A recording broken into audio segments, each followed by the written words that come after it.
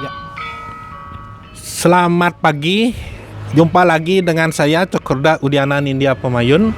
Om Swastiastu, saya staf dosen di Institut Seni Indonesia Denpasar. Hari ini saya akan berbincang dan praktek langsung bagaimana cara mengasah pahat, bagaimana mengukur ketajaman pahat, apa alat-alatnya mengasah itu, dan bagaimana posisi dan metodenya.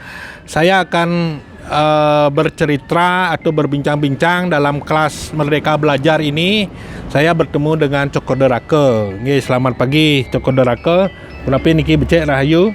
Ya, melanjut konten berikutnya yang tadi ini biar nyambung.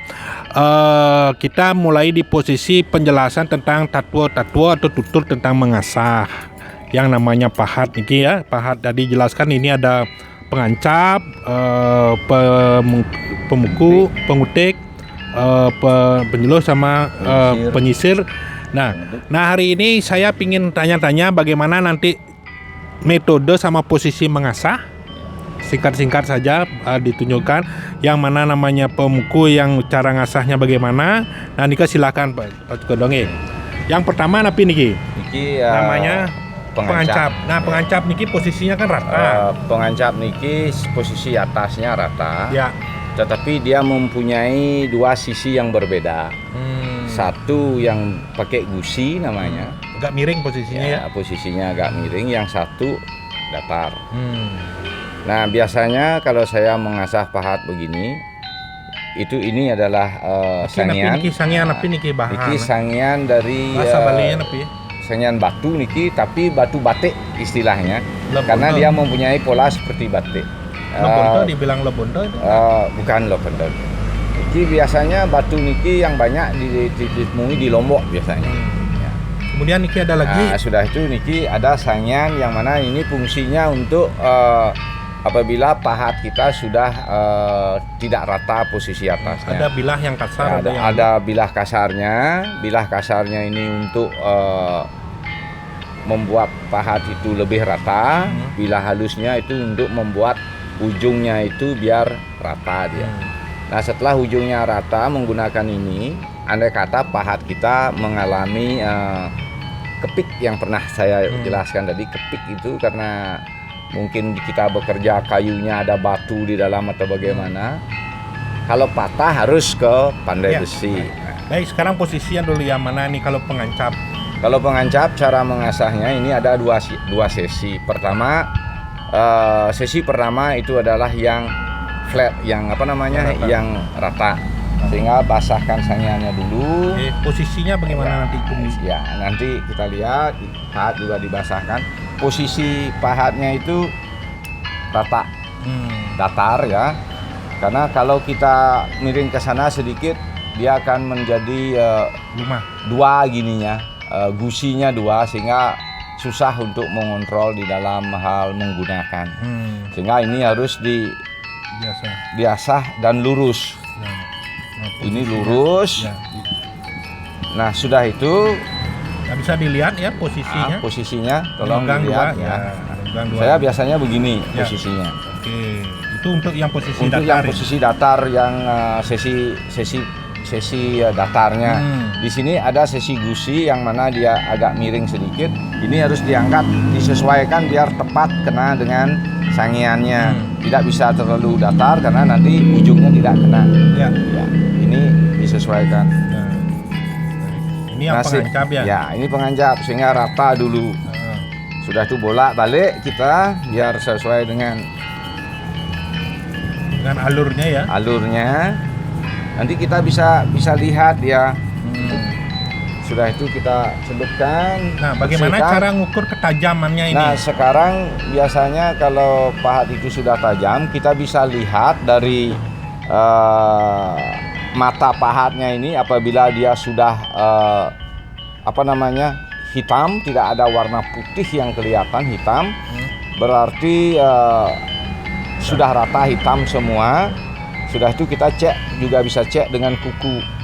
Nah apabila dia nempel di kuku, tidak lari begini. Kalau lari begini ini artinya belum tajam. Kalau dia nanti udah nempel, begitu nempel di kuku berarti sudah tajam. Ya. Sehingga kalau seperti pahat ini belum tajam Oke. karena dia masih lari.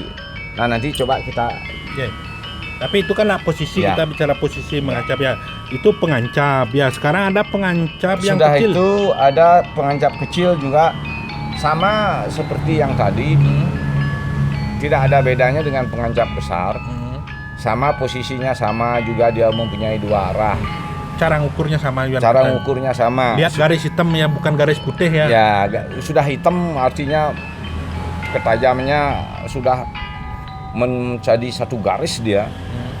Artinya kan tidak ada bengkak-bengkok dia. Ya. Kalau ada bengkak-bengkok berarti tidak rata Ya, tajamnya. baik, Sudah setelah itu ini ada pahat miring. Nah, pahat miring ini Nah, bagaimana? pahat miring ini ya, karena miringnya sama tapi posisinya pada saat mengasah sedikit berbeda. Ya, perbedaannya di mana? Kalau yang miring ini kan sama flatnya begini. Nggak perlu dipegang dua tangan ya? Ya boleh dua tangan, tergantung besar kecilnya pahat. Kalau besar pahatnya kita kan memerlukan kontrol. Ya. Kalau kecil ini sudah satu tangan cukup untuk kontrol. Sudah itu ini sisi miringnya ini kan dia gusinya miring. Ya. Nah Ya. sehingga waktu gusinya miring ini pun kita harus sesuaikan dengan gusinya.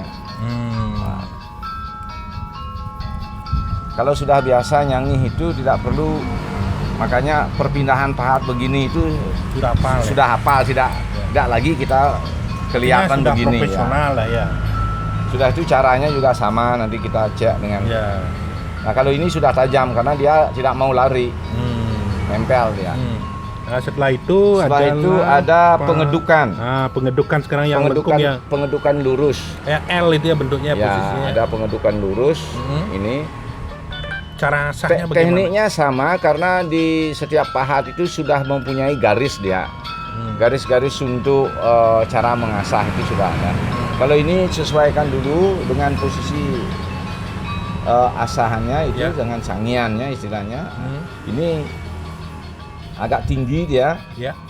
Sudah itu yang ini sama seperti pahat biasa, tetapi karena dia sudah lengkung posisinya pasti sudah dimakan. Oh, gitu. Ya. Ini untuk pengedukan. Untuk yang cukup-cukup Ya. ini ada jam.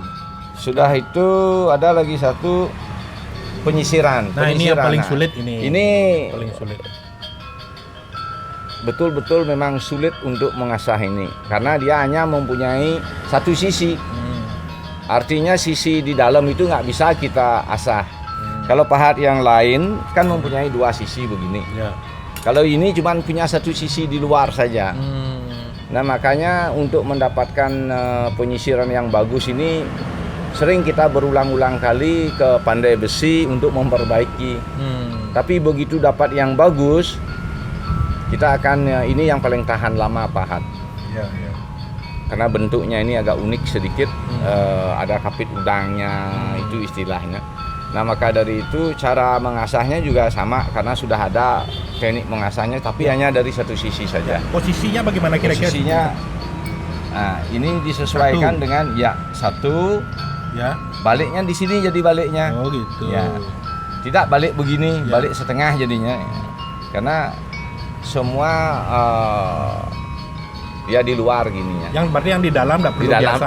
dalam tidak bisa Itu biasa. perbedaannya ya. Perbedaannya. Itu Ya. kedua. Ya. Nah, sekarang terakhir Sudah itu ada pemuku. lagi dua. Ya, lagi dua. Ada penguku. Pemuku ini kan bentuknya lengkung. Sehingga kita sangian ini pun harus cari bentuk yang lengkung yang sesuai. Harus berubah Makanya, lagi posisinya. Ya, sangian ini ada yang satu Lurus? datar khusus untuk pengancap. Nah, yang satu lagi, nah ada yang sudah Ditoreh-toreh ini ya. di toreh-toreh ini hanya untuk mencari bentuknya sesuai dengan torehan ini. Ya. Sudah itu saya ambil contoh sekarang Penguku luyang. ya. Penguku yang. pemuku ini. Ya. Ini kan sudah lengkung. Sudah itu pas kebetulan di sini lengkungnya kita harus cocok-cocokkan dulu. Mana lengkungnya yang cocok, yang mana membuat full penuh kena dari pahatnya. Ya. Nah sehingga ini pun kita cari, ini pas lengkungnya. Sehingga lengkungan ini yang menjadi Ya. Posisi pertama agak datar ya. ya Agak datar ya. sudah itu ini lengkungan juga yang di dalam, lengkungan di luar sekarang. di luar sekarang itu ada yang cekung sininya.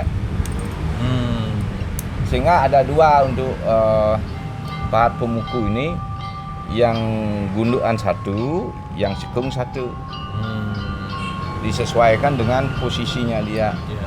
Makanya saya punya sangian itu banyak garis, karena nanti setiap pemuku itu beda gininya Beda. posisi. Ya. Walaupun ada beberapa oke lah yang mirip-mirip sedikit Baik. gitu. Cara ngukurnya sama juga ketajaman. Sama, ketajamannya sama oke. juga. Yang lagi terakhir ini Pak Cok Rake, yang lengkung. Apa? Ini pengedukan lengkung. Sebenarnya ini agak sulit juga ini untuk mengasah ini ya. Nah, tetapi konsep cara mengasahnya juga sama, karena lengkung ini kan dia sudah seperti pemuku, sehingga dia di dalam mengasah juga sangiannya juga harus cari yang lengkung. Dan ini juga cari yang lengkung gininya. Iya. Balikannya, tetapi cuman ini lebih pendek gininya, Oke. lebih ke bawah Ya. posisinya. Nah, sehingga nanti semua ujung pahat itu kena asahan. Nah, sehingga di sana baru kita bisa, kalau dulu kita belajar ngasah pahat itu bulanan. Bulanan belajar Ya, ngasahnya ya. kita Mungkin harus- ada trik-trik khusus atau yang tradisional bagaimana Tidak, kesan-kesan Pak Cok Rake ini sebagai pematung zaman dahulu waktu kecil lah Iya. belajar ngasah, bagaimana ada Dulu itu kalau belajar patung itu tidak seperti sekarang langsung jadi desainer, Ya. langsung jadi desain begitu, tidak. Hmm. Kalau dulu itu dari sekian banyak orang yang sudah bisa memahat, kalau kita baru belajar, biasanya kita dikasih belajar mengasah pahat dulu. Ya, ini yang penting dulu ya, Ya, mengasah pahat. Mengasah pahat, sehingga teman-teman yang pahatnya sudah tumpul diserahkan ke kita. Untuk mengasah. Udah yang ngasah Baik, itu, baik. itu belajarnya dulu. Ya. Belum bisa kita belajar langsung pakai pahat langsung jadi. bang bang bang itu Ya. nggak bisa. Setelah itu baru dikasih kita kayu untuk dibikin datar. Istilah Balinya ngalusin kayu itu biar betul Ya, nanti ini halus. kita ya. cerita tentang tahap-tahapannya Ya, ya. ya, ya. Mana namanya nyalonen, Ya, mana namanya mungkin, mungkin, ya. gitu ya. Baik, itulah tadi penjelasan tentang metode tradisional Bali ya, tentang mengasah pahat dan bagaimana sesananya mengasah, bagaimana sesananya menghargai dan menghormati pahat ini sehingga memiliki nilai guna dan berguna untuk kehidupan dalam membuat seni patung. Demikian dari Tiang, terima kasih Pak Cokodo Rake. Jangan bosan-bosan nanti kita berdiskusi tentang seni-seni yang berkaitan dengan sesana Bali-nya, dan mungkin nanti di sini akan menumbuhkan etika dan budi pekerti terhadap penghargaan ini ya. Demikian dari saya, sampai jumpa di konten berikutnya, khusus berbicara di seputaran Desa Guang sebagai desa seni ya, seni budaya. Demikian saya Sinap dengan Prama Santi. Om Santi Santi Santi, semoga rahayu dan berguna bagi masyarakat dan pendidikan di Institut Seni Indonesia Denpasar. Terima kasih.